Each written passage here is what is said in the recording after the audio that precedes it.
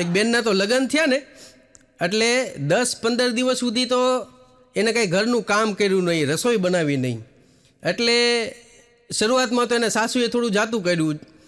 પછી એક દિવસ એણે કીધું કે બેટા તમે કેમ રસોઈ નથી બનાવતા? એટલે ઓલી છોકરીએ નિખાલસતાથી કીધું એ કે મને રસોઈ બનાવતા નથી આવડતી.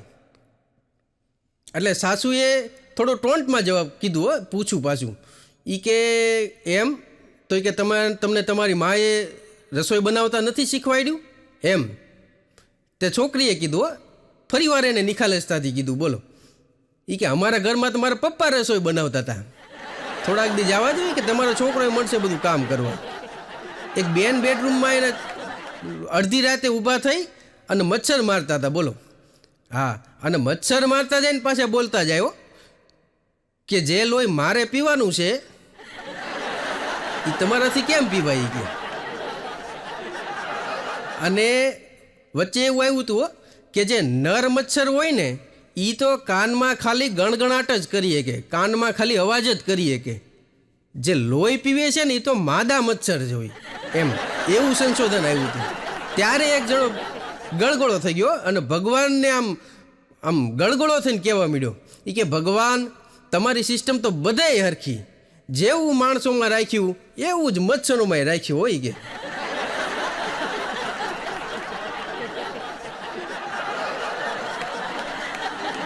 એક બેન એના ઘરવાળાને કહેતા હતા એ કે મને જો ભૂત પકડી જાય તો તમે શું કરો?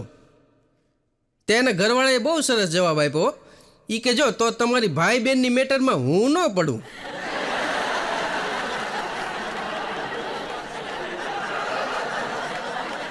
એક મરઘીએ હંસની આરે લગ્ન કર્યા બોલો. હા, એક મરઘીએ હંસની આરે લગ્ન કર્યા ને તો મરઘા બધા ગરમ થઈ ગયા. એમાં એક ગરમ મરઘો હતો ને એ કહેવા માંડ્યો મરઘીને એ કે અમે મરઘા બધા હું કે મરી ગયા હતા તે કેમ એની આરે હંસની આરે લગ્ન કર્યા? ત્યારે ઓલી મરઘીએ કીધું એ કે જો મારે તો મરઘાની આરે જ લગ્ન કરવા હતા, તો પછી પપ્પાની એવી ઈચ્છા હતી ને કે છોકરો જો નેવીમાં હોય ને તો વધારે સારું.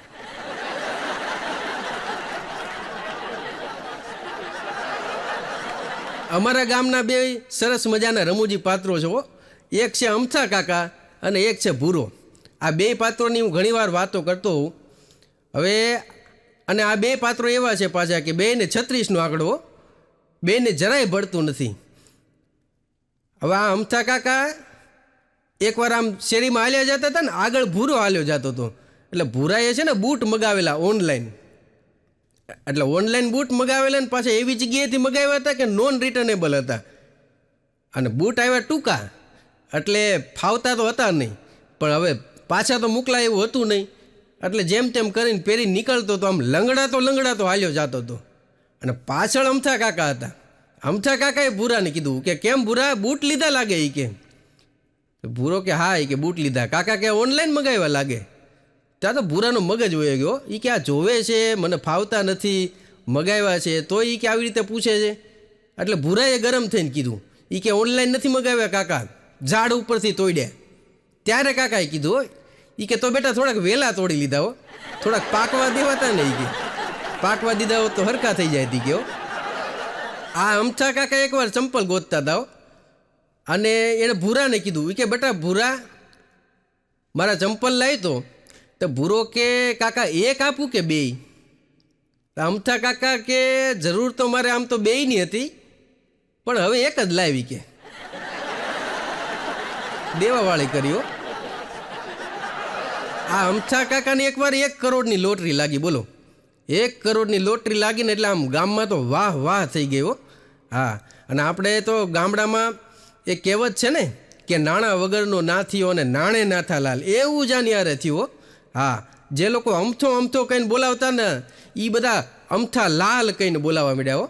હા, અને વાહ વાહ થઈ ગઈ. પત્રકારો માંડ્યા ઇન્ટરવ્યૂ લેવા આવવા માટે. એમાં એક પત્રકાર આવ્યો અને આવીને એણે કીધું એ કે કાકા તમે આ લોટરીની ટિકિટ લેવા જ્યારે ગયા ત્યારે તમે કાંઈક તો મનમાં નક્કી કર્યું હશે ને કે આ નંબરની ટિકિટ લઉં, એટલે કઈ રીતે તમે નક્કી કર્યું એ મારે તમને એક સવાલ છે મારો. એટલે અમથા કાકાએ કીધું કે જો જે દિવસે મારે લોટરીની ટિકિટ લેવા જવાનું હતું ને એ દિવસે સવારે હું ઉઠ્યો, પછી હું મારા પડથાર ઉપર બેસી અને દાંતણ કરતો હતો, એટલે મારા ખોડા ઉપર મેં નજર કરીને તો એક લાઈનમાં બધા કાગડા બેઠેલા હતા. એટલે મેં કાગડા ગણ્યા, 8 કાગડા થયા. આમ કાગડા ગણતા ગણતા મેં જોયું તો 8 કાગડા થયા. એટલે મેં સીધો ગુણાકાર કર્યો, 8 ગુણ્યા 8, જવાબ આવ્યો 78. એટલે મેં 78 નંબરની ટિકિટ લીધી ને મને ટિકિટ લાગી ગઈ ને મને લોટરી લાગી ગઈ. ત્યારે ઓલા પત્રકારે કીધું કે કાકા 8 ગુણ્યા 8 તો 64 થાય. એટલે અમથા કાકાએ કીધું એ કે જો તારી જેટલો હું ભણેલો હોત ને તારી જેટલી મને ખબર પડતી હોત ને તો મને આ લોટરી ન લાગી હોત. એટલે ઘણીવાર તો આ ખાયું વખણાઈ જતું હોય. પણ આ પૈસા આવી ગયા ને પછી અમથા કાકાને એકવાર 5 સ્ટાર હોટલમાં જમવા જવાની બહુ ઈચ્છા હતી. એટલે પૈસા લઈને તો ઉપડ્યા. હા, અને આમ તો ઓર્ડર દેતા તો કંઈ ફાવતું નહોતું, એટલે જેવું ફાવ્યો એવો ઓર્ડર દીધો. પછી ઓલાએ વેઇટરને ભાત આપવા હશે, એટલે એમાં તો અંગ્રેજીમાં કે ભાતને રાઈસ કે. એટલે ઓલા વેઇટરે કીધું કે કાકા રાઈસ આપું, રાઈસ. તો કાકા કહે એમ એવું રાખો, તો એવું કરીને ભેગું જોતરે લેતો આવજે એ કે. એક બેને તો એક છોકરાને લગ્ન માટે ના પાડી.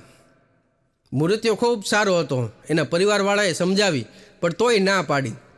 હા, પછી ઘરના લોકોથી તો માની નહીં, પછી બધાએ એને કીધું, એના પરિવારવાળા હતા ને એને એની બેનપણીને કીધું કે તું સમજાય ને કદાચ તારાથી માને તો. એટલે એની બેનપણી સમજાવવા આવી. એણે સમજાવ્યો કે જો છોકરાવાળા બહુ સારા માણસો છે, ખાધે પીધે સુખી છે, હા, છોકરાને સરકારી નોકરી છે, કોઈ વાતની કમી નથી, કે સ્વભાવ બધાનો સારો છે, તને વાંધો શું છે એમ. ત્યારે ઓલી છોકરીએ કીધું એ કે જો આની આ પેટર્નમાં બીજો કલર મળી જાત ને તો હા પાડી દેત. એક છોકરીએ તો ચોરને હા પાડી, બોલો. અને એ પછી એને ખબર હતી કે આ ચોર છે તોય એને હા પાડી લગ્ન માટેની. એટલે એની બેનપણીએ કીધું કે તને ખબર હતી કે આ ચોર છે તોય તે કેમ લગ્ન માટેની હા પાડી. ત્યારે ઓલી છોકરીએ કીધું કે જો મારી છે ને ઉંમર વધતી જાય છે ને જાજા ઓપ્શન મારી આગળ હતા નહીં, મારી આગળ 2 જ ઓપ્શન હતા, એક કવિ હતો ને બીજો ચોર હતો. એટલે હું જો કે કવિને હા પાડું, મારા ઘરમાં કે તેલનો ડબ્બો ખૂટી જાય તો એ મળે કવિતાઓ લખવા. હા, તેલ રે ખૂટ્યું રે સાજન શું કરશું. હા, લોટ ખૂટી જાય તો એના મળે વળી કવિતાઓ લખવા, લોટ રે ખૂટ્યો સાજન શું રે કરશું. આ અડધી રાતે ધાડ પાડીને ક્યાંકથી લઈ આવે તો ખરો એ કે, એટલે ચોરને હા પાડી. એક ભાઈ તો ઉનાળામાં કેરીની રેકડી આગળ ઊભા હતા અને ન્યા ધડ કરતા હતા ઓલાની હારે. એટલે ઓલાએ બધા ભાવતાલ ને બધું કીધું તો કે એટલી મોંઘી કેરી ન હોય ને આમ ને તેમ ને, એ બધું તો પત્યું. પછી એણે કીધું એ કે હાલો આ કેરી લઈ જાવ પણ હારી નીકળશે ને એમ. ઓલો કે હા હા સાહેબ હારી જ નીકળશે એમ. તો કે ના ના પાક્કું નહીં કે હારી જ નીકળશે ને, ખરાબ નહીં નીકળે ને. તો કે હા હારી જ નીકળશે, તમે લઈ જાઓ એકવાર વ્યવસ્થિત, કે તમે બીજી વાર આવશો. તોય ઓલાએ કીધું આવું 2-3 વાર કીધું ને, હારી નીકળશે ને હારી નીકળશે ને, આવું 2-3 વાર કીધું. પછી ઓલા ફ્રૂટવાળાએ કીધું કે સાહેબ તમારા લગ્ન થઈ ગયા. તો ઓલો કે હા લગ્ન થઈ ગયા ને. ત્યારે ઓલાએ કીધું એ કે તમારા લગ્ન થઈ ગયા એ પહેલાં તમારા સસરાને તમે એટલી વાર પૂછ્યું હતું. હા, હારી નીકળશે ને. બાળક જ્યારે નાનું હોય ને ત્યારે એને મોટા થવાના સપના જાગ્યો, પણ એકવાર મોટું થઈ ગયા પછી જીવનની બધી જવાબદારીઓ નિભાવતા એનું બાળપણ જાણે પાછું માંગતું હોય ને એવું લાગે. એટલા માટે એવું કહેવું પડે કે ये दौलत भी ले लो, ये शोहरत भी ले लो, भले छीन लो मुझसे मेरी जवानी, मगर मुझको लौटा दो वो बचपन का सावन, वो कागज़ की कश्ती, वो बारिश का पानी. એક ભાઈ મને પૂછતા હતા એ કે આપણે એવું કહીએ ને કે મેન વિલ બી મેન, એવું કેમ કહીએ કે હે તમે ક્યારેય કોઈને એવું કહેતા નહીં સાંભળો કે ફિમેલ વિલ બી ફિમેલ, એવું નહીં કે કોઈ. મેન વિલ બી મેન એવું કેમ કે.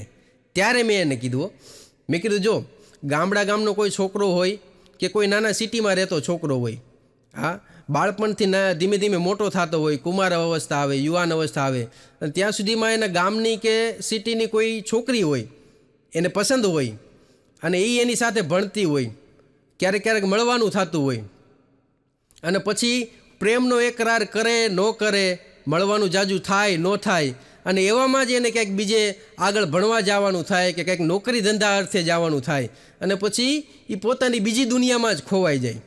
અને ઘણીવાર એવું બને કે ઓલી બેન જે હોય છોકરી એના ક્યાંક બીજે સગપણ થઈ જાય, ક્યાંક લગ્ન થઈ જાય, એ એની પોતાની દુનિયામાં ખોવાઈ જાય. પછી વર્ષો પછી એ બેયના એકબીજા સાથે અલગ અલગ જગ્યાએ લગ્ન થઈ ગયા હોય, અને એ બેયના પોતપોતાના સંતાનો હોય, અને વર્ષો પછી ક્યારેક ઓલા છોકરાને પોતાના ગામમાં વારે તહેવાર માટે આવવાનું થાય, કે પ્રસંગોપાત આવવાનું થાય, ત્યારે એ ગામમાં બજારમાં નીકળ્યો હોય, અને ઓલી છોકરી જે હોય એને ક્યારેક પિયરમાં આવવાનું થયું હોય, એ આવી હોય, અને એ ક્યારેક આવી રીતે બજારમાં અચાનક મળી જાય, અને બેયની બે ને બે ચાર આંખ્યું ભેગી થાય હો. એટલે કહેવાનું મન થાય કે સિતારો કો આંખોं में महफूज रखना, बहुत देर तक रात ही रात होगी. सितारों को आँखों में महफूज रखना, बहुत देर तक रात ही रात होगी. मुसाफिर है हम भी, मुसाफिर हो तुम भी, किसी मोड़ पर मुलाकात होगी. આવી કોઈ મુલાકાત થઈ જાય. અને એવે વખતે ઓલી જે બેન આગળ છોકરું હોય ને એ એમ કે મમ્મી આ કોણ છે, એટલે તરત ઓલી બેન હોય ને એમ કહો કે બટા એ મામા છે મામા. સીધો મામો જ બનાવી દેવો. હા, અને એની જગ્યાએ જો ઓલા ભાઈની આગળ છોકરું હોય ને અને એ એમ કહે ને કે પપ્પા આ કોણ છે, એટલે ભાઈડું એમ ન કહીએ કે ઓ કે બટા એ ફઈ છે ફઈ. એટલે કીધું જો કે મેન વિલ બી મેન. અમારી ઓફિસમાં એક કાકા કામ કરે છે મોટી ઉંમરના. હવે એને આ બધું કંઈ સોશિયલ મીડિયામાં આમાં તેમાં બહુ ખબર ન પડે, એટલે છોકરાઓ બધા નવા નવા જે આવે ને એ બધાને તો આવું બધું ખબર પડે, એટલે એ મળે મસ્કરી કરવા કાકાને. એટલે એક છોકરાએ આવીને કીધું કે કાકા તમે ઇન્સ્ટાગ્રામ વાપરો ઇન્સ્ટાગ્રામ? તો કાકા કે નહીં હો, મારી આગળ કે ઇન્સ્ટાગ્રામ મને કાંઈ ખબર ન પડે એમાં. ત્યારે ઓલા છોકરાએ કીધું કે હું 5 વર્ષથી ઇન્સ્ટાગ્રામ વાપરું. એટલે એ હિસાબે તો તમે મારાથી 5 વર્ષ પાછળ છો. ત્યાં વળી બીજો એક છોકરો આવ્યો, એ કે કાકા વોટ્સઅપમાં ખબર પડે, વોટ્સઅપ વાપરો તમે? એ કે કાકા કે ના, વોટ્સઅપમાં મને કંઈ ખબર ન પડે, હું તો ફાદો ફોન વાપરું. એ કે ત્યારે ઓલાએ કીધું એ કાકા હું તો વોટ્સઅપ 10 વર્ષથી વાપરું છું. એટલે એ હિસાબે તમે મારાથી 10 વર્ષ પાછળ છો. વળી એક આવ્યો, કાકા ફેસબુકમાં ખબર પડે કાંઈ, ફેસબુકમાં એકાઉન્ટ ખરું? કાકા કે ના ના, ફેસબુકમાં આપણને કંઈ ખબર ન પડે ભાઈ.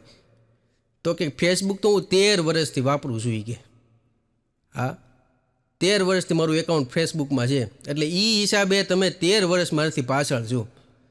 તે કાકા થોડોક વિચાર કરીને ઓલા ત્રણેને શું કે ખબર, એ કે એવું બધું જોવા જાય ને તો તમે ત્રણે મારથી 28 વર્ષ પાછળ છો.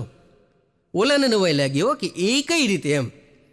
ત્યારે કાકાએ કીધું એ કે મારે 28 વર્ષનો છોકરો છે. હા, અને તમે ઊભા વાંડાની જેમ આમને માટા મારો. એ કહો અને મારા છોકરાને બધું આવડે. એ કે એક ભાઈ એની ઘરવાળીને કહેતો હતો, એ કે આ તે 4થી વાર અરીસો તોડ્યો. એ કે ત્યારે એની ઘરવાળી કીધું એ કે મારો તો છૂટો હાથ છે. એ કે હું તો તમને મારી દઉં, તમારે ખાઈ ન જવું જોઈએ ને. એ કે તમે આ 4થી વાર ખાઈ ગયા, એમાં 4થો અરીસો તૂટ્યો ને. એ કે 2 જણા વાત કરતા હતા. એક જણો બીજાને શું કે ખબર, એ કે મારી ઘરવાળી જે છે ને એને કંઈ યાદ નથી રહેતું. એ કે હા, તો બીજો શું કે ખબર, એ કે ભાગશાળી છો ભલામણા, યાદ નથી રહેતું. એ તો બહુ સારી વાત કહેવાય. કે મારી ઘરવાળી તો કાંઈ ભૂલતી નથી. કે હા, એને કાંઈ ભૂલાતું નથી. કે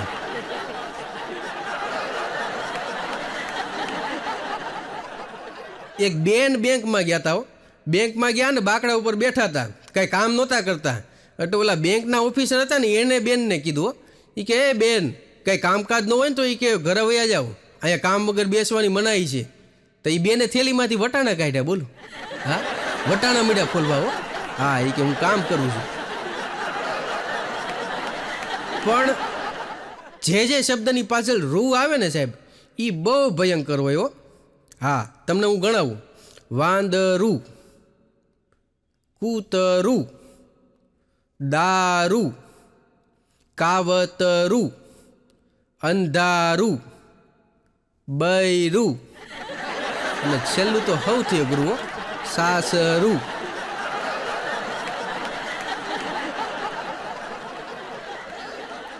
એક સેલ્સમેન આવ્યો એક બેનની આગળ અને એણે કીધું કે બેન, હું પગ દબાવવાનું મશીન રાખું છું, કે તમે પગ દબાવવાનું મશીન મારી આગળથી લઈ લો તો તમારે કોઈ પણ વ્યક્તિની મદદ વગર તમે પગ દબાવી શકો એમ. ત્યારે ઓલા બેને કીધું કે ભાઈ, મારે આ મશીનની જરૂર નથી, કારણ કે મારા લગ્ન થઈ ગયા છે. કે એક ભાઈ તો ઘરમાં કામ કરતા હતા, વાસણને બધું ધોતા હતા. એટલે બહાર ચોકડીમાં બેસીને વાસણને એવું ધોતા હોય એટલે પાડોશી જોવે. એટલે અઠવાડિયા સુધી જોયું, પછી એણે કીધું ઓલાને કે તમારા ઘરે તો કામવાળી આવતી હતી ને, તમે કેમ ધોવો છો વાસણ? ત્યારે ઓલાએ કીધું કે પછી કામવાળી હારે મેં લગ્ન કરી લીધા ને, એટલે હવે તો એ મારી ઘરવાળી છે, એટલે હવે આ કામ બધું મારે કરવાનું. એક ભાઈ તો ઓફિસે જાય ને એટલે ઓફિસે જઈને તૈયાર થઈને પાછું એને ઘરવાળીને કહેવો કે સાંભળું, મને મોટી રૂપા દેતો, એમ કહીને અંદર જઈને વળી પાછો ઓફિસે જાય. એને પાડોશી વિચાર કર્યો કે આ મોટી રૂપા એટલે હું, અને પાછો આ રોજનો ક્રમ હો, રોજ આ કહેવાનું, રોજ મોટી રૂપા લઈને જવાનું. એકવાર તો એને પૂછી લીધું કે આ મોટી રૂપા છે હું? ત્યારે ઓલાએ કીધું કે જો ભાઈ, એમાં એવું કાંઈ ખાસ છે નહીં, પણ હું જ્યારે ઓફિસે જાઉં ને ત્યારે કંઈક ને કંઈક વસ્તુ ભૂલી જતો હતો જે કામની હોય. એટલે પછી મેં એનું શોર્ટ ફોર્મ કરી નાખ્યું. મો એટલે મોબાઈલ, ટી એટલે ટિફિન, રૂ એટલે રૂમાલ, અને પા એટલે પાકીટ. હા, મોબાઈલ, ટિફિન, રૂમાલ ને પાકીટ, આ 4 વસ્તુ ભૂલાય નહીં ને એનું મેં શોર્ટ ફોર્મ કરી નાખ્યું હોય કે મોટી રૂપા. સરસ મજાનું ચંદ્રયાને આપણે સોફ્ટ લેન્ડિંગ કર્યું. ચંદ્રના દક્ષિણ ધ્રુવ ઉપરનું લેન્ડિંગ, અને ભારતે વિશ્વનો વિક્રમ સ્થાપિત કર્યો. હા, અને આ જ વાતને જો લગ્ન જીવનમાં તમારે ગોઠવી હોય ને તો કેવું પડે કે જ્યારે પત્નીએ પોતું કર્યું હોય અને પતિ જ્યારે દબાતા પગલે ધીમે ધીમે ધીમે કરતા આવી અને શાંતિથી સોફા ઉપર બેઠી જાય ને, તો એ લગ્ન જીવન માટે એક સોફ્ટ લેન્ડિંગ કહેવાય.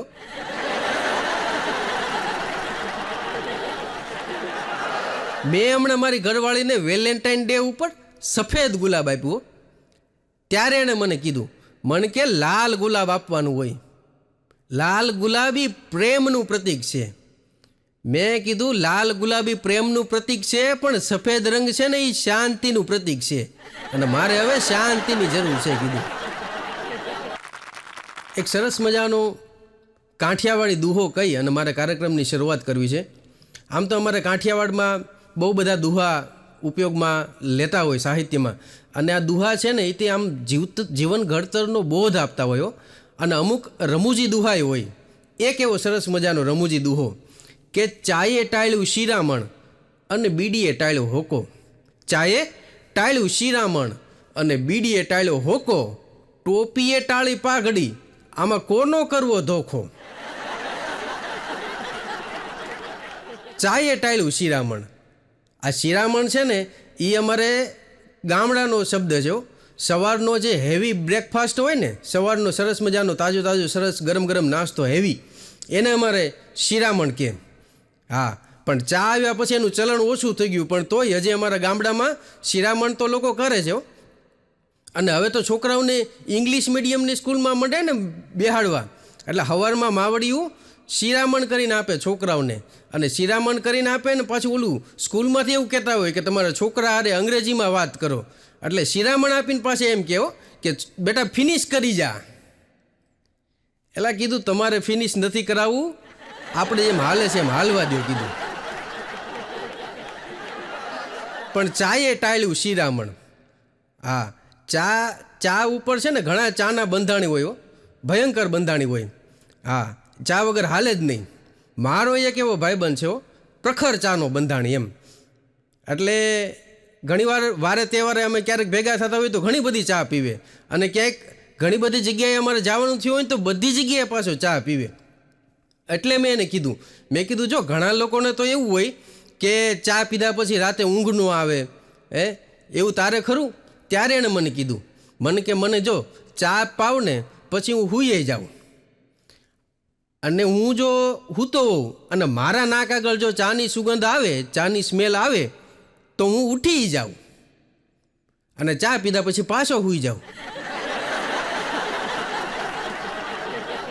અને પાછા શાયરી મને બોલાવો કે બદલ કર રખ દેતી હૈ ये चेहरे की रंगत, बदल कर रख देती है चेहरे की रंगत, ये चाय भी किसी सर्जरी से कम नहीं होती. એટલે આ વાતને કેન્દ્રમાં રાખી અને મેં લખેલી એક નાનકડી કવિતા.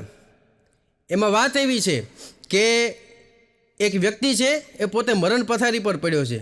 આજુબાજુ એના મિત્રો, સગા સંબંધી, પરિવારવાળા અને બધા આવી ગયા છે, અને એ વ્યક્તિનું મૃત્યુ બહુ નજીકના સમયમાં થવાનું છે.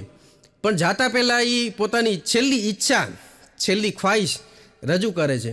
શું કહે છે કે ચાના બંધાણીને ચા નથી તો કંઈ નથી. પછી વ્યક્તિ બોલે છે, શું બોલે છે કે મુજ મરણ થતાં મુજ જનો ઊંચકનાર ચાર ચાના બંધાણીઓ લાવજો. મને જે ઉપાડવાવાળા ચાર કાંધિયા હોય ને એ જેવા તેવા તો લાવતા જ નહીં કે હો. હા, પેલા નક્કી કરજો કે ચાનો પ્રખર બંધાણી છે કે નહીં. હા, ચાના પ્રખર બંધાણી હોય ને એને જ મારી અર્થી ઉપાડવા દેજો એ કે. હા, મુજ મરણ થતાં મુજ જનો ઊંચકનાર ચાર ચાના બંધાણીઓ લાવજો. મુજ મરણ થતાં સ્નાન પાણી નહીં ચાના કોગળા કરાવજો. મુજ મરણ થતાં ધર્મ ધ્યાન ને સત્સંગની સાથે ચાની ગાથા ગવડાવજો. મુજ મરણ થતાં ધર્મ ધ્યાન ને સત્સંગની સાથે ચાની ગાથા ગવડાવજો. મુજ મરણ થતાં ચાની પાર્ટીઓ આપજો. અને ઘણા લોકો પાસે એવા હોય ને કે ચા ન પીતા હોય. આપણે જે રૂટીનમાં ચા પીએ ને એ ચા ન પીતા હોય. ઘણા બ્લેક ટી પીતા હોય, ઘણા ગ્રીન ટી પીતા હોય, ઘણા કોફી પીતા હોય. હા, પણ આને તો રૂટીનવાળી ચા પીવડાવી છો. એટલે એણે કીધું કે મુજ મરણ થતાં ચાની પાર્ટીઓ આપજો, અને જે ન પીએ તેને સમ દઈને પીવડાવજો. ચાના બંધાણીને ચા નથી તો કંઈ નથી. બીડીએ ટાળ્યો હોકો. હા, બીડી આવીને પછી હોકાનું ચલણ ઓછું થઈ ગયું. હા, અમારા ગામમાં જે પ્રાઇમરી હેલ્થ સેન્ટર હોય ને, સરકારી આરોગ્યનું દવાખાનું, એમાં આજથી વર્ષો પહેલાં એક પેઇન્ટર આવ્યો હતો. હા, આરોગ્યને લગતા સૂત્રો દિવાલ ઉપર લખવા માટે. એટલે એણે એક જ સૂત્ર લખવાનું હતું કે બીડી લાગે સ્વર્ગની સીડી, પણ અંતે તો એ નરકની સીડી. બસ આ બે જ લાઈન એને લખવાની હતી હો દિવાલ ઉપર. પણ લખતા પહેલાં એણે કીધું હોય કે ઉભા એક બીડી પી લો પછી કે લખવાની મજા આવે કે. ટોપીએ ટાળી પાઘડી. પહેલાં તો આપણે લોકો પાઘડીથી ઓળખાતા હો. કોઈ માણસ કચ્છનો છે, કોઈ કાઠિયાવાડનો છે, કોઈ પાંચાળનો છે, કોઈ હાલારનો છે. એ વ્યક્તિ ક્યાંનો છે એ વ્યક્તિ એની ઓળખ પાઘડીથી થતી.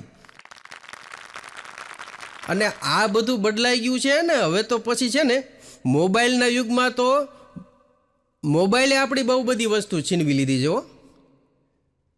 મોબાઈલે આપણી બહુ બધી વસ્તુ છીનવી લીધી. અને એ તમને ગણાવું તો મોબાઈલે આપણી ઘડિયાળ છીનવી લીધી, મોબાઈલે આપણું ટેપ રેકોર્ડર છીનવી લીધું, મોબાઈલે આપણી ટોર્ચ કહેતા બેટરી બત્તી છીનવી લીધી, મોબાઈલે આપણો રેડિયો છીનવી લીધો, મોબાઈલે આપણો કેમેરો છીનવી લીધો, મોબાઈલે આપણી ટપાલ અને આપણા પુસ્તકો છીનવી લીધા. અને સૌથી મહત્ત્વની અને સૌથી અગત્યની વાત કે મોબાઈલે આપણી દોસ્તી, આપણા સંબંધો અને આપણો સમય છીનવી લીધો. એટલા માટે એવું કહેવાય છે ને કે એક માતા એ 100 શિક્ષકની ગરજ સારે છે. પણ અત્યારના સમય માટે કેવું હોય ને તો કેવું પડે કે એક માતા 100 શિક્ષકની ગરજ સારે, એ 100% સાચી વાત. પણ જો એ મોબાઈલ હેઠો મૂકે ને તો, કારણ કે મોબાઈલ હેઠો મૂકતા જ નથી. અને 10-15 વર્ષ પછી તમે જોજો આ માવડિયું છે ને એ એના છોકરાઓને એવું કહેતા તમે સાંભળશો, હા, કે મેં કલાકોના કલાકો સુધી તને ઓફલાઈન રહીને મોટો કર્યો, હા, અને તને એની કદર નથી, આવું કહેતા તમે સાંભળશો.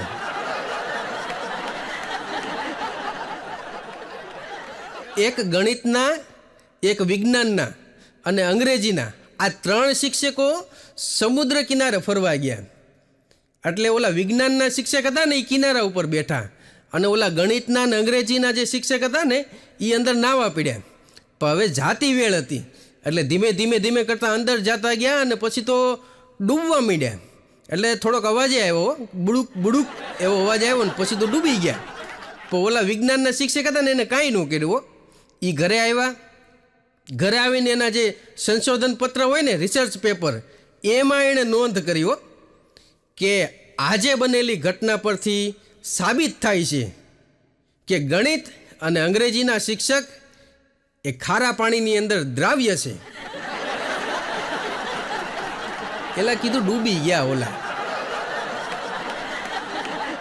એક ટપાલીનું ઇન્ટરવ્યૂ હતું પોસ્ટ ખાતામાં.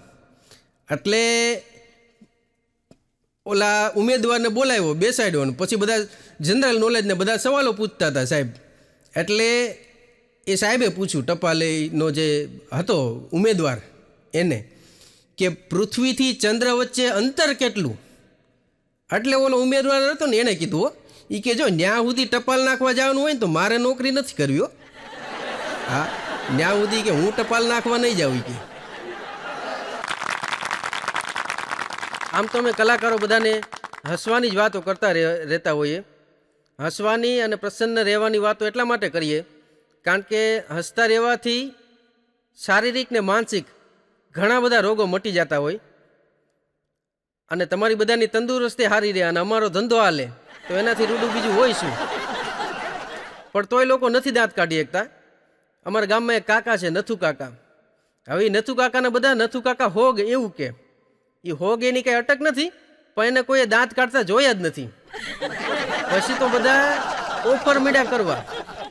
એક જણાએ તો એવું કીધું કે નથુ કાકા એકવાર ખખડીને દાંત કાઢો ભલામણા, મારો પ્લોટ હું તમારા નામે કરી દઉં. કોઈ દાંત ન કાઢે. એક ભાઈએ તો એવું કીધું કે નથુ કાકા ખખડીને દાંત કાઢો, હું મારું એક 5 વીઘાનું ખેતર તમારા નામે કરી દઉં. કોઈ દાંત ન કાઢે. બોલો. પછી બધાએ મને એવું કીધું, એ કેલા ભાઈ તો આને પૂછી તો લે, હું કામ દાંત નથી કાઢતા? નતા બાબા આમને દાંત કાઢ્યા વગર મરી જાય છે તો આપણા ગામને પાપ લાગશે. તો હું મળ્યો નથુ કાકાને. મેં કીધું નથુ કાકા દાંત કેમ નથી કાઢતા કીધું તમે? ત્યારે નથુ કાકાએ મને કીધું, એ કે મિલન તને પેટ છૂટી વાત કરું. એટલે એને મને પેટ છૂટી વાત કરી અને હું તમને પેટ છૂટી વાત કરું. એણે મને એવું કીધું કે તને તો ખબર છે ને તારા કાકીનો સ્વભાવ, એટલે એટલામાં હું બધું સમજી ગયો. મને કે મારા દાંત કાઢતો છેલ્લી વખતનો ફોટો તારે જોવું હોય ને તો એ મારા લગ્નના આલ્બમમાં છે. એ પછી મને રૂંગું આવ્યું છે પણ દાંત નથી આવ્યા. એટલે આપણે કોઈને નથી કાકા નથી થવાનું, તમે હસતા રહેજો. આપણે સાહિત્યમાં તો એવું કહેવાયું છે કે અંધારી રાતડી અને બળદિયા કાળા, સીમાડાનું ખેતર અને પગમાં વાળા, બાધેડું બૈરી અને ગામમાં શાળા, આટલું દેશમાં તું દ્વારક્યા વાળા. આમ તો બાધેડું બૈરી મળે એ સારું નહીં, પણ અમુક અમુકને મળી જતી હોય. એક ભાઈ તો હોટલમાં જમવા ગયા ને તે નિમાણો થઈને બેઠો હતો. તે વેઇટરે આવીને કીધું કે બોલો સાહેબ હું લાવું તમારી હાટું? તો કે એક કામ કર, સવારનું એકાદું ટાઢું શાક લેતો આવ્યો, સવારની જેવી તેવી દાળ લેતો આવ્યો, રોટલી એકાદી 2 બળી ગયેલી લેતો આવ્યો, અને જેવી તેવી છાશ લેતો આવ્યો, અને મારી સામે બેસી જા અને જેમ ફાવે એમ બોલવા માંડ, એટલે મને ઘર જેવું લાગે.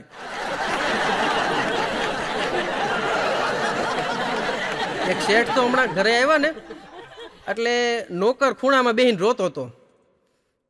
તો શેઠ કે કેમ એટલે રોવા માંડ્યો? ત્યાં તો હિબકે માંડ્યો રોવા, પોક મૂકીને માંડ્યો રોવા. તો શેઠ કે છાનો રે રોવો છું હું કામ? ઈ કે તું માંડ માંડ છાનો રાખ્યો શેઠે. તે છાનો રહીને શેઠને કે શેઠ મને શેઠાણીએ માર્યો. તે શેઠ કે બસ એટલી વાતમાં રોવા માંડ્યો ભલામણા? મને ક્યારેય રોતો જોયો છે? સહન કરતા શીખી જા ભલામણા, ભક્તોને ભીડ તો પડ્યા કરે એ કે.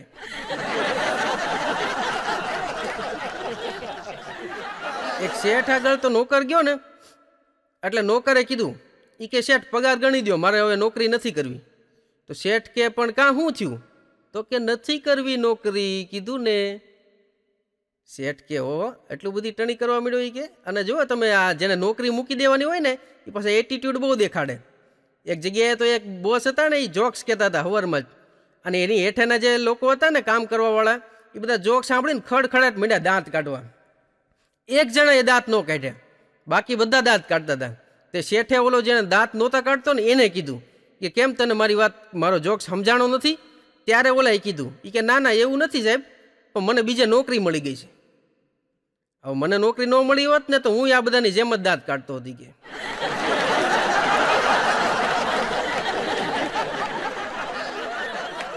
એટલે આ શેઠે કીધું ને નોકરને, એ કે તું કહેતો ખરો શું કામ નોકરી નથી કરવી એમ?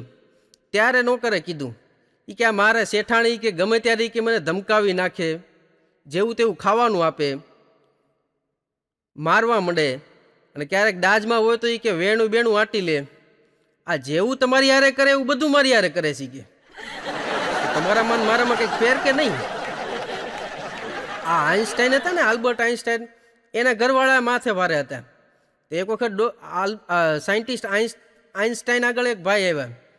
એ કે મારે લગ્ન કરવા કે નહીં, લગ્ન કરવા જોઈએ કે નહીં, તમારી સલાહ લેવી છે. તો આઈન્સ્ટાઈન કે લગ્ન કરી નાખ ભલામણ. તો કે કેમ? ત્યારે આઈન્સ્ટાઈને કીધું એ કે જો તારું ઘર સારી રીતે હાલશે, તારી પત્ની સારી હશે તો સુખેથી સંસાર હાલશે, કાંઈ વાંધો નહીં. અને જો જેવી તેવી બૈરી આવશે, માથા ભારે આવશે, તો મળીશ મારી જેમ રિસર્ચ વર્ક કરવા એ કે.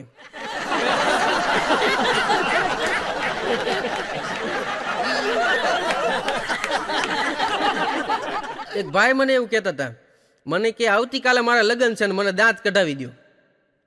મને કે આવતીકાલે મારા લગ્ન છે અને આજ મને દાંત કઢાવી દો લ્યો.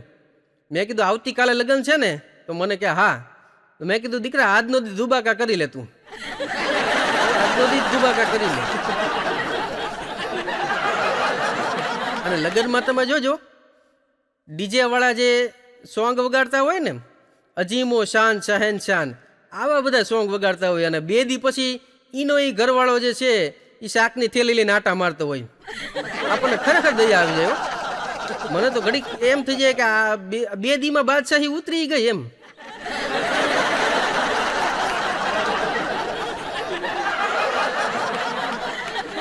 એક પતિ પત્ની વચ્ચે તો બોલાચાલી થઈ ગઈ ને, તે શરૂઆતમાં બોલાચાલી થઈ અને પછી ઝપાઝપી ક્યારે ચાલુ થઈ ગઈ ને ખબર ન પડી. તો બેનના મગજ ભારે હતો, થોડોક આકરા પાણીના હતા બેન. તો એણે આજુબાજુ નજર કરીને તે ખૂણામાં લાકડી પડી હતી, તે લાકડી લઈને દેવાવાળી જ કરી એના ઘરવાળાને. તે 3 કટકા થઈ ગયા ને ત્યાં સુધી તો લાકડીનાથી માર્યો ઓલાને, અને ઓલા એ 3 કટકા થઈ ગયા ત્યાં સુધી તો માર ખાધો ભાઈડે. પછી આજુબાજુ વળી પાછી નજર કરીને તે બાણાની પાછળ છત્રી ટીંગાતી હતી. તે છત્રી લઈને જ્યાં મારવા જતી હતી ને ત્યાં આજુબાજુવાળા પાડોશી બધા આવી ગયા અને ઓલાને દવાખાના ભેગો કર્યો. તે દવાખાનાવાળા ડૉક્ટરે કીધું કે આનો એક પગ ભાંગી ગયો છે, એટલે આને ઓર્થોપેડિકના વોર્ડમાં લઈ જવો પડશે. તો એ એવી હાલતમાં એને ન્યા લઈ ગયા ઓર્થોપેડિકના વોર્ડમાં. તો ન્યા એને જોયું ને તો બાજુમાં એક ખાટલો હતો ને એમાં એક ભાઈ સૂતા હતા ને એમાં એના 2 પગ ભાંગેલા હતા. તો આ ભાઈ એક પગવાળો બીજા 2 પગવાળાને શું કે ખબર? એ કે ભાઈ તમારે 2 ઘરવાળી લાગે. એને સીધું ગણિત લગાડ્યું કે મારે 1 ઘરવાળી છે, જો 1 પગ ભાંગી નાખતી હોય તો આને નક્કી 2 ઘરવાળી હોવી જોઈએ.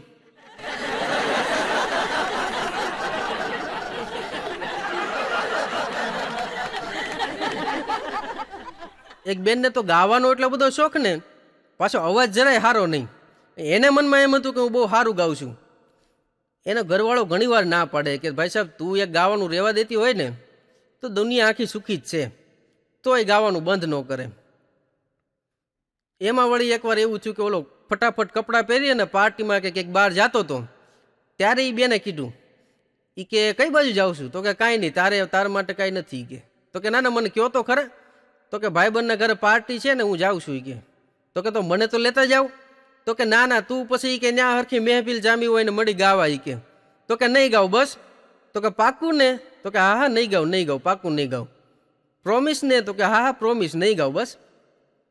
તો કે તો હાલો.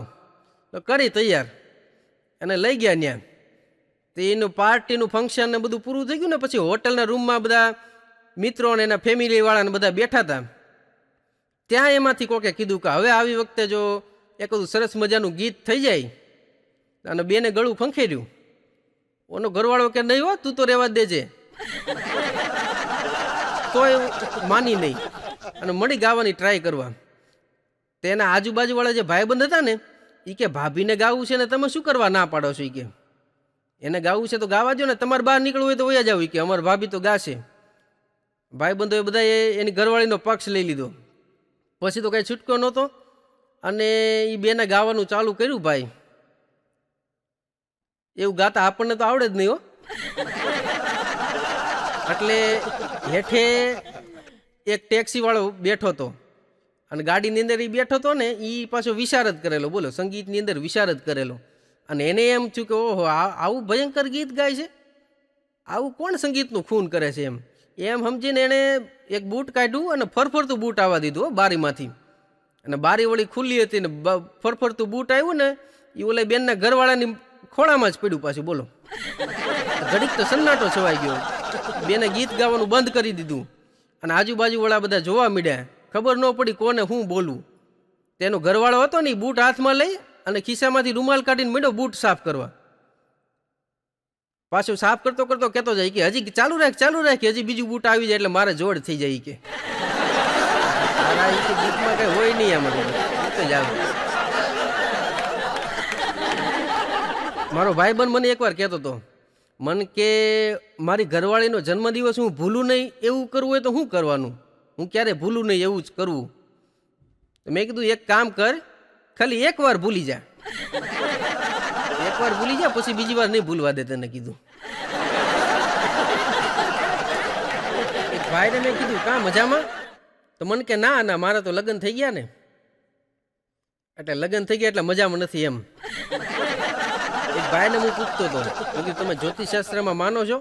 મને કે હા માનું ને. તો મેં કીધું હું હવાના પોરમાં પેલું રાશિફળ આવે એ જોતા હશો એમ ને તમારું? મને કે ના ના હું મારી ઘરવાળીનું રાશિફળ જોઈ લઉં કે એની ઉપરથી મને ખબર પડી જાય કે મારો દિવસ કેવો જવાનો છે. બેન એના ઘરવાળાને કહેતા હતા એ કે આ કમ્પ્લીટ ને ફિનિશમાં ફરક શું એમ, બેમાં તફાવત શું? તેના ઘરવાળાએ સરસ વાત કરી. એ કે તે મારી યારે લગ્ન કર્યા ને એટલે તારી લાઈફ કમ્પ્લીટ થઈ ગઈ કહેવાય, અને મેં તારી યારે લગ્ન કર્યા ને એટલે મારી લાઈફ ફિનિશ થઈ ગઈ કહેવાય. બેન પાસે હાઈ પાડ્યો બરાબર.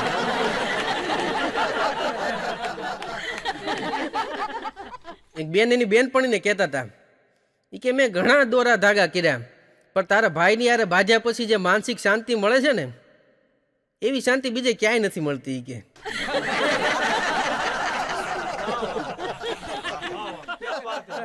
એક બેન તો હુતા હતા ને તો એ ભાઈની આજુબાજુ મચ્છર કરતા હતા તો મચ્છર મારતા જતા હતા અને મચ્છર મારતા જતા હતા અને પાછા કહેતા જાય કે જે લોહી મારે પીવાનું છે એ મચ્છર તમારથી થોડું પીવાય એમ.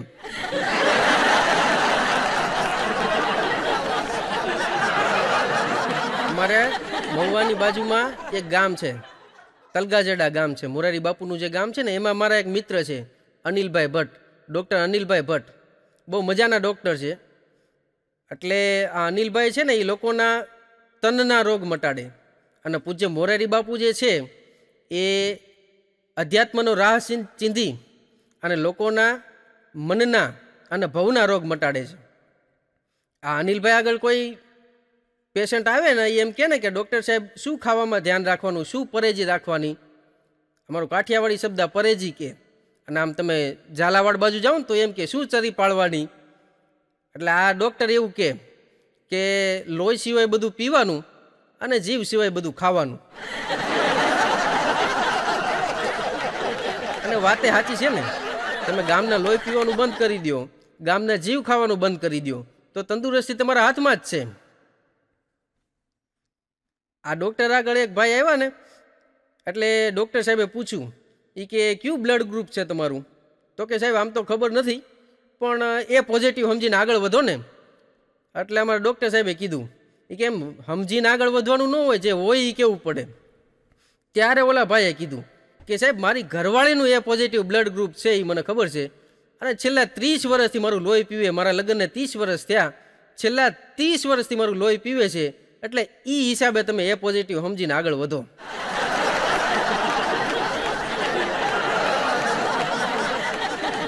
એક ભાઈ મને એવું કહેતા હતા એ કે વોટિંગ કરવા માટે, મત આપવા માટે 18 વર્ષ અને લગ્ન કરવા માટે 21 વર્ષ, એવું કેમ? મેં કીધું ભાઈ દેશ સાચવવો હેલો છે, ઘરવાળી સાચવવી હેલી નથી.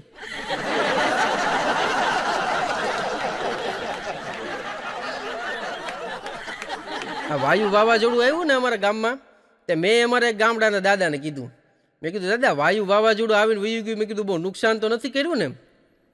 મને કે બહારના વાવાઝોડા શું નુકસાન કરવાના હતા, આ ઘરના જો શાંતિ રાખતા હોય તો. મને કે અને બહારના વાવાઝોડા તો કે વરહે 2 વરહે એકાદી વાર આવે, અને આ તો દીમાં 3 વાર ઉપડે છે. એ કે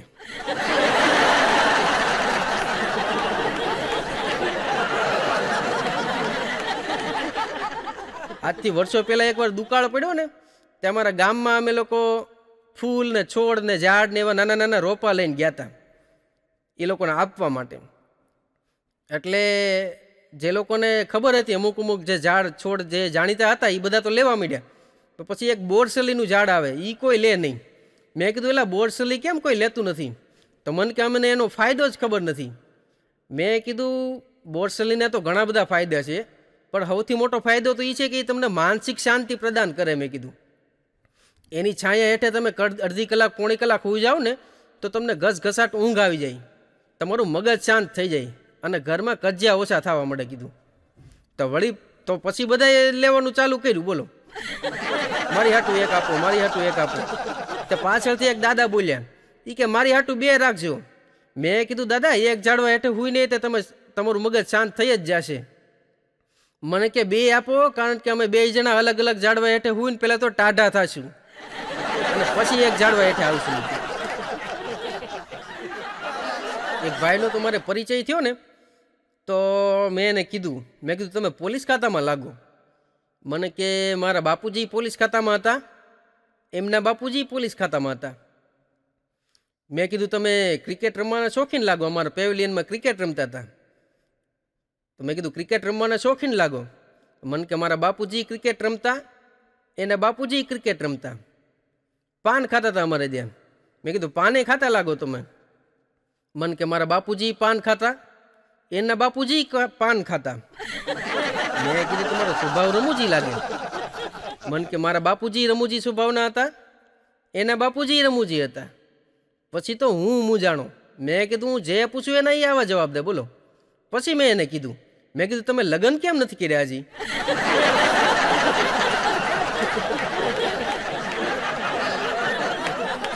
અમુક વાતો મારી કાલ સવારે સમજાશે. હા, ફણગાવેલો કઠોળ તમે મૂકો ને સવારે ફૂટે એની જેમ ફૂટશે. હમણાં તો હું છાપું વાંચતો હતો ને, તો છાપામાં જાહેરાત હતી કે 3000ની સાડીના ખાલી 2000 રૂપિયા, 1000 રૂપિયાનું ડિસ્કાઉન્ટ મેળવો ને 1000 રૂપિયા બચાવો. સવારમાં પેલું છાપું મારી આગળ જ આવ્યું હતું, તો મેં આડું ઓળું જોઈને પાનું જ ફાડી નાખ્યું. 3000 બચાવી લીધા.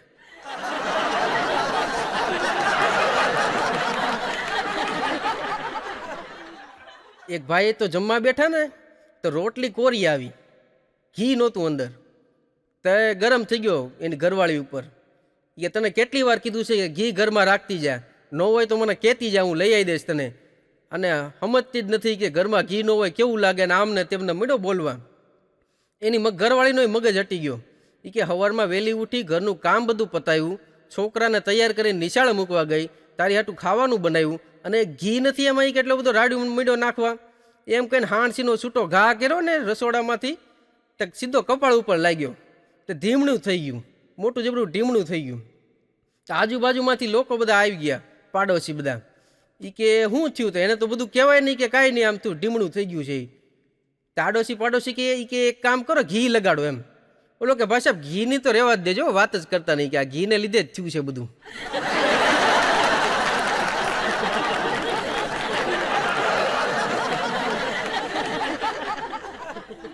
પણ બધી જગ્યાએ એવું નથી હોતું મિત્રો.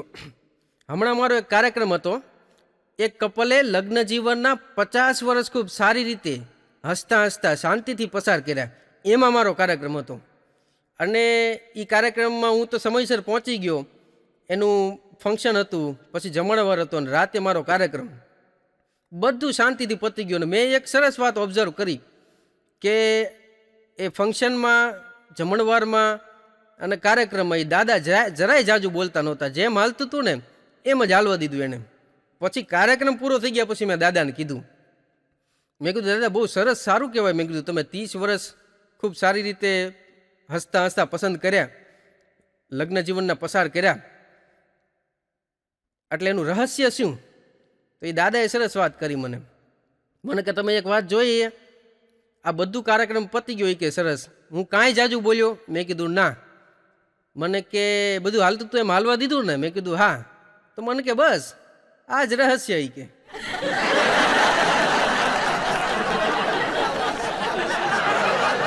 ભાઈને મેં પૂછ્યું હતું, મેં કીધું કઠોળના ફાયદા શું?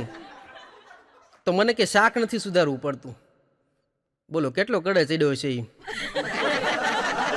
અને ઘણા પતિદેવોને એવું હોય ને કે એની પત્નીને બહુ પ્રેમ કરે છે, તો જમ્યા પછી એની જ હાજરીમાં એ જોવે ને એમ બારીના પડદા હોય ને એનાથી હાથ લૂછી જોવાય એકવાર, એટલે ખબર પડી જશે કે હું હાલે છે.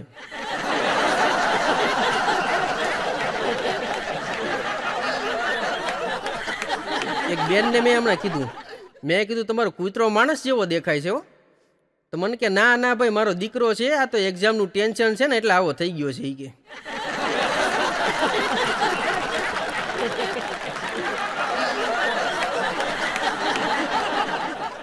એક બેન બિચારા ટેન્શનમાં હતા. હમણાં તો હેલ્મેટનો કાયદો આવ્યો છે ને. મેં કીધું કેમ ટેન્શનમાં છો? મને કે ભાઈ છોકરાઓને તેડીને માંડ મોટા કર્યા, ત્યાં હવે હેલ્મેટ તેડવાના વારા આવ્યા.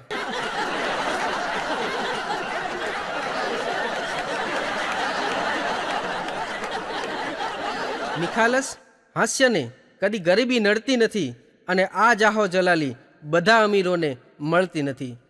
આભાર, ધન્યવાદ.